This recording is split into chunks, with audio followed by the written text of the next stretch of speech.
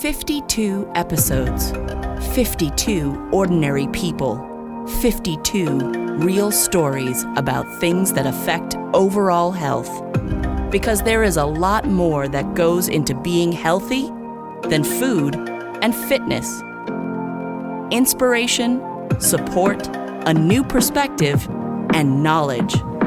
You'll find that and more here on the Health Ability Project.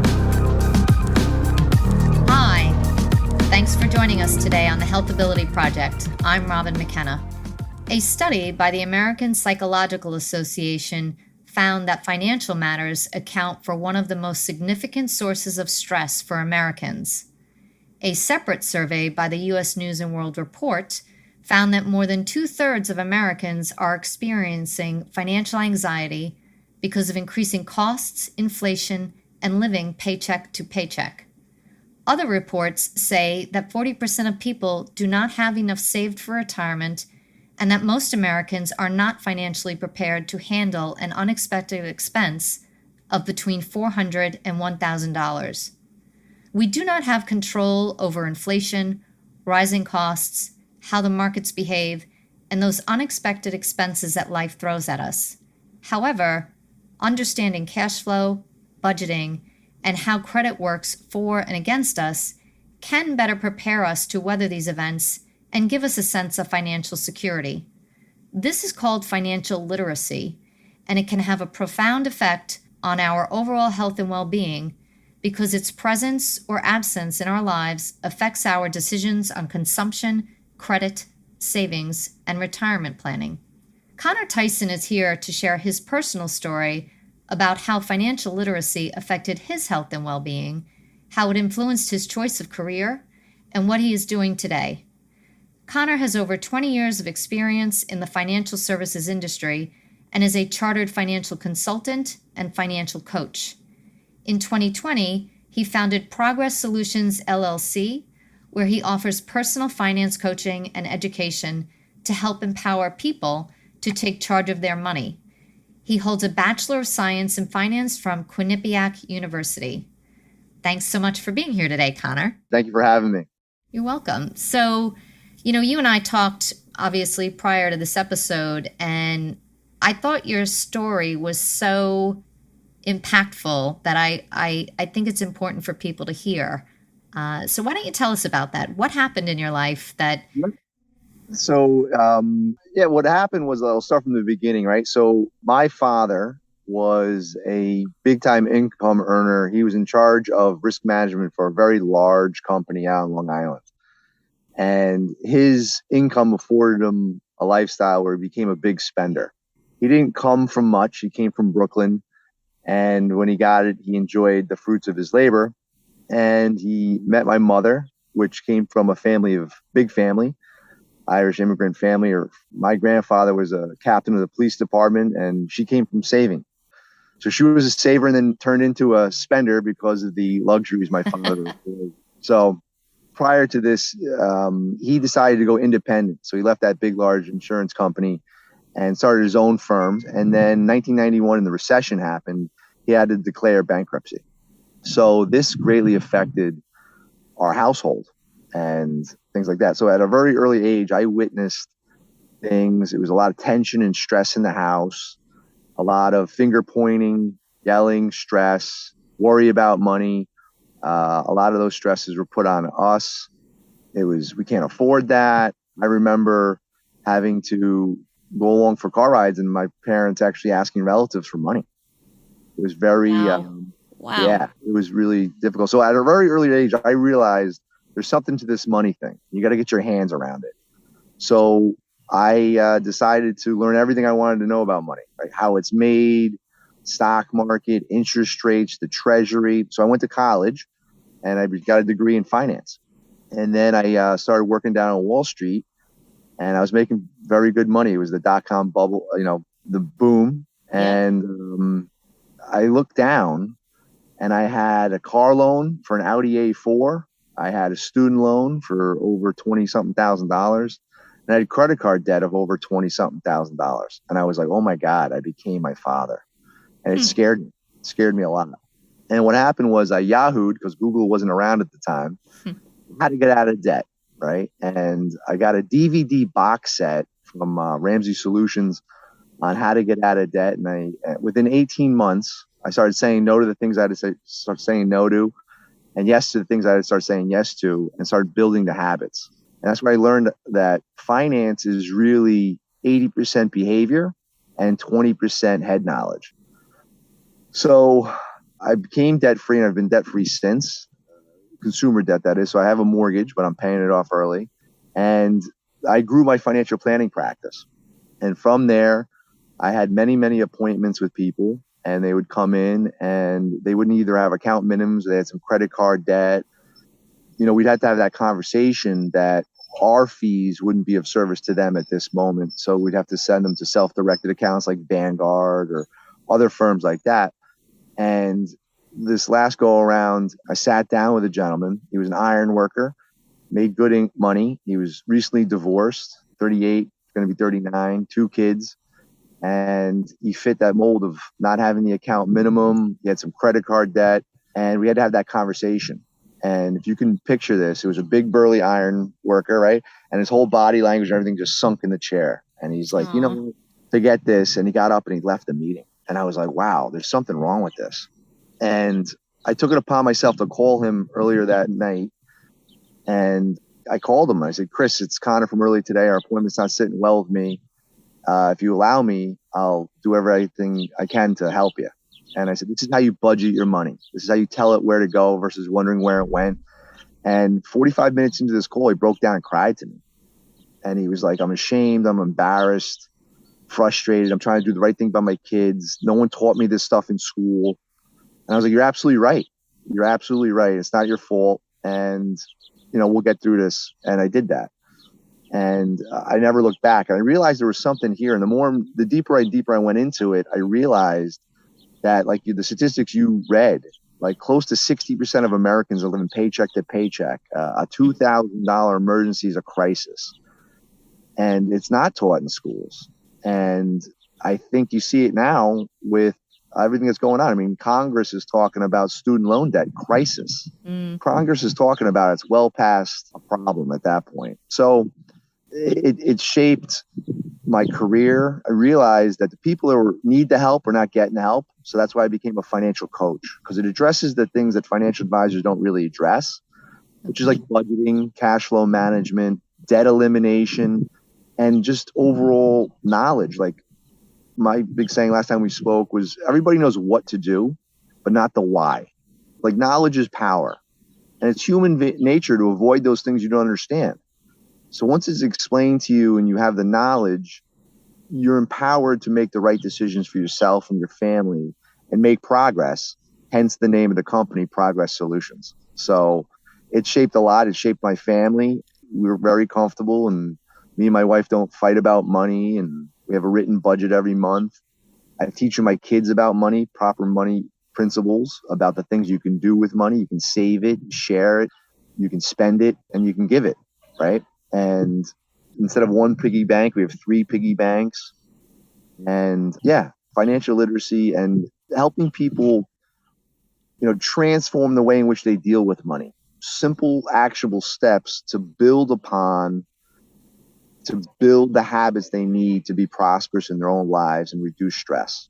I like what you say about knowledge is power, especially when it comes to financial literacy, because even by your own example, you went and you bought that DVD box and you educated yourself on what to do, and then you went out and did it. And it really became a force multiplier on your actions and behaviors to keep yourself financially healthy, financially secure. And listen, financially secure doesn't have to mean you have $1 million in the bank. It just means that you don't have to worry about paying the bills, and that maybe you can take a vacation or, enjoy life a little bit, right? Yeah, absolutely. I mean, it's what I say is money's either controlling you or you control your money. Right. The difference is being proactive versus reactive, right? So one of the tips I usually tell people, they're always asking, like, what's the biggest thing I can do? And it's have a written financial budget, like before the month starts, right? So August is well and going right now. And okay, so let's say the 28th of August, actually sit down and write out September. Be proactive versus be intentional. Tell your money where to go versus wondering where it went. And you'll find that 80% of your expenses month in and month out are the same. It's those 20% variables that trip people up, like the college graduation, the kids are going back to college, the wedding gift, the whatever. And those are the things that we don't account for, that we wonder where our money goes. And I hear it a lot. It's like, it just doesn't make sense. We make good money, but we're just not making any progress. We're not where we're supposed to be. I hear that time and time again. So Yeah. It's interesting. I read some fact in one of the articles that I read to prepare for this conversation, was that even people that earn $250,000 a year are in trouble. yeah, And 30%. that just seems incomprehensible. Yeah, one out of three families that make over $250,000 have that issue where they're living paycheck to paycheck, right? And it goes back to the things our grandparents told us, right? Like before they had credit cards, what did they do? They saved. They lived below their means. They saved for the rainy day. They had a different economic experience than we are, where we kind of grew up in consumerism. We're marketed to way more than they ever were. Right. And it's about becoming a savvy, a smart saver and an informed consumer that we're marketed to constantly. And they're trying to separate us from our money. And there's a lack of contentment, right? We live in the Instagram, TikTok world, social media, and that's not reality for a lot of people. And yeah, that study supports that, or a third, $250,000 plus, or paycheck to paycheck also. So when you're working with people, what is it what is the most common aha moment? Is it budgeting? Is it learning how credit works for or against us? Is it retirement savings? A lot of myths out there that have to be demystified, right? And then I think the exercise of budgeting or cash flow management, planning, you go from unaware to aware. And that's a big aha moment for people, that they realize, wow, I spend $780, a month on eating out. I didn't know the number of subscriptions I have every single month. And then, oh, wow, FICO scores really don't mean anything. Like credit score is an I love debt score. If you really think of the components that are made up, your report card should be your net worth, right? Your assets minus your liabilities. That should be your report card, not FICO score, which has no indication of wealth at all. Meaning that's been marketed to us, right? You need a good credit score. Right. And it's like, well, if you really break it down, think about it. It's like, well, it doesn't make any sense in that you could have $3 million in the bank and a 400 credit score, or $5,000 in the bank and have a perfect credit score. That has no indication of wealth at all. And it's like, why is it that, because it's marketed to us by the industries that support them, right? Credit card, there's millions of dollars going into marketing and getting these things out there. It supports the industry itself. Right. And it's all about separating you. It's convenience and financing. You can finance a bed in the United States of America nowadays, Rob. Right? It's astounding. I see that on Amazon, when you're just buying piddly little things and you can do a monthly payment plan. They're geniuses out of it. The one click, right? Yeah. Amazon, Apple now, you have an app on your phone. Right. And you can walk right into a store, blip, walk out with a $300 set of earphones, and then the bill shows up 30 days later. Why is that happening? Because it separates you from your cash, the immediate pain of like, wow, I got to lay out $300 bills versus just swipe my phone. It's the same reason why they use poker chips in Vegas, right? And we're not aware of it. So it's unaware to aware, and that knowledge helps build the foundation you need to build the financial principles to build wealth. It's interesting how you talked earlier about behavioral change, and really exercising tough love on yourself. You have to say no. It's the only way to recover. I had my own personal experience where I wanted to buy an apartment, and the only way I was going to do that was if I moved out of Manhattan, moved somewhere cheaper, and saved my money. And for 4 years, I did just that. And I didn't go out a lot, and I didn't travel, and I didn't do this or that, the other thing. And, I have to say today, I'm really glad I did that. But that's hard for a lot of people. Do you have a lot of conversations around behavioral change with Yeah, your clients? yeah, absolutely. It's 80% of everything I speak about. It's funny because it's like the fear is that it's forever, and it's only for a season of time, Right. where that season of time of sacrifice builds upon itself and gives fruits for a long, long time to come.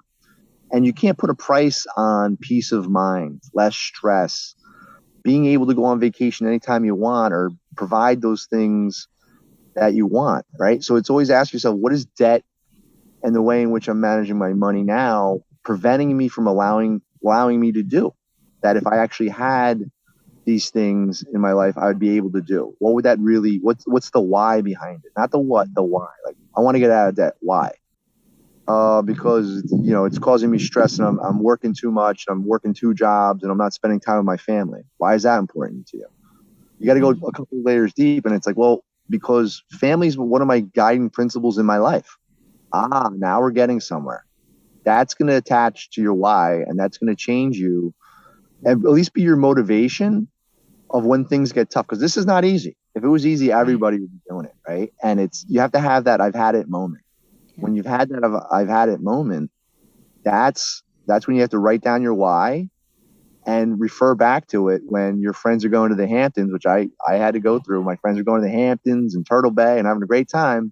And I had to say, no, it's just not my budget this month. Right. And be okay with that. Yeah. Right now, today, I can go to the Hamptons anytime I want, but it's kind of like I have to live like no one else now so I can live like no one else later. And that was you have to experience that, and that takes behavior. It's like I always say, your best thinking has gotten you here. So something has to change if something's going to change. Right. And it helps to have a guide. Like, I'm not a hero in anyone's story. It's just, I'm a guide to help them, like a coach. Right. I know all the plays and strategies. I help them practice them until they can win their own championship with money. Right. And yeah, it's a big one. Behavior change is a big one. It's kind of like, what type of relationship do you want to have with money? And how is that different from what you currently have? That's the beginning point of where we go from there. Because everybody's story is different, right? Yeah. Everybody's. And you have to meet them where they are. And there's no judgment. Everybody's done stupid with money. Everybody. Right. And I have my own stories. And so are you. And there's also a stigma too out there. Like, you can't talk about money and blah, blah. If that's not the type of relationship you want to have with money, why do you have it like that? Like, I'm open with it. Yeah. Communication, conversation, starting that conversation early with your children, nieces, nephews, that sort of thing. I think for you, though, it seems you might have had a little bit of advantage due to the unfortunate circumstances of your parents' decisions. You didn't have to spend too much time delving into the why and peeling back the layers because you lived it at such a young age. Yeah. And everybody, you're either living it now or you have lived it and care not to look at it, and it's going to be different for some reason. I could have easily not taken action and then 20 years later had the same experience my father had. Because, like I always say to people, you can't out earn bad habits. You can't. And that was proven to me, and it was proven to my father, and it's been proven to 30% of all households that make over $250,000 a year. It's not the income. Everybody thinks it's the income. Right. The habits of how you handle that money. Right. And that's where I help people. I like that. You can't outrun the spoon. Right. Right. Right. So if you want to lose weight, you can't eat like, you can exercise, but you're still eating really bad. It's going to be very, very hard, if not near possible. Well, this has been really an incredibly informative conversation. And I think the fact that you have had such a personal experience of the absence and now the presence of financial literacy is just a phenomenal thing to share with listeners. So thank you so much for being here today. Yeah, your audience, maybe there's people that are struggling today, and I always give out a free consultation. It's just a conversation about where you're at, where you want to be. They can reach me anytime at Progress, like you want to make some progress, FC, which is financial coaching, progressfc.com. Check out my website. My information's on there. And it's just a confidential conversation about where you're at, where you want to be, and where I might be able to help you, or a relative of yours, your kids, right? You want to get the college kid out of your basement. It's a varied thing. Newlyweds, I love working with newlyweds, right? Because they don't know how fast their life is going to change in the next 5 to 10 years, right? It's like they're a perfect client base. Yeah, because it's like they want to make it work, but they have very little knowledge on how to do it. Yeah, and there's a lot of change coming their way, right? Baby, house, mortgage, life insurance, a will, like wow, right? And this is not taught in the schools, which is unfortunate. Yeah. Like I always said, I don't know if we've had this conversation, but you learn it either through good role models or the hard way. Fees, fines, penalties, and then, it doesn't have to be that way. So you can learn it through the experience of others or a coach to be your guide. Yeah. And the education part seems pretty straightforward and simple. It's really, like you said earlier, more about the behavioral change, and you really have to want it. And there's that old adage, pay now or pay later. Mm-hmm. Yep. 90 days, same as cash, is not same as cash. Right. So pay now, pay later, you're going to pay. But that's the way it is. So there's a lot of different ways to do it, but there's a proven path is what I'm saying. Is like I've taken a lot of families and individuals through this process. And the biggest thing they walk away with that I hear time and time again is just, now I'm aware, right? I'm aware to aware. And that's a powerful transformation for people in their lives. And then they change their family tree, right? You go from scarcity mindset to abundance, and you see a way out, and it's a beautiful thing. Yeah, right? It's life altering, really. Yeah, it can be. Yes, absolutely. Thanks very much. Really appreciate it. And thanks to our listeners today. If you like today's episode, please like us. Please also share us and tell your friends about us and subscribe. And if you have any questions, comments, or suggestions, you can email us at thehealthabilityproject@gmail.com. Thanks very much, and we'll see you next week. Thanks for joining us today at the Health Ability Project. We'd love to hear from you, so please email us your questions, comments, or suggestions, including future guests, to thehealthabilityproject@gmail.com. And please like us, subscribe, and share us with your friends.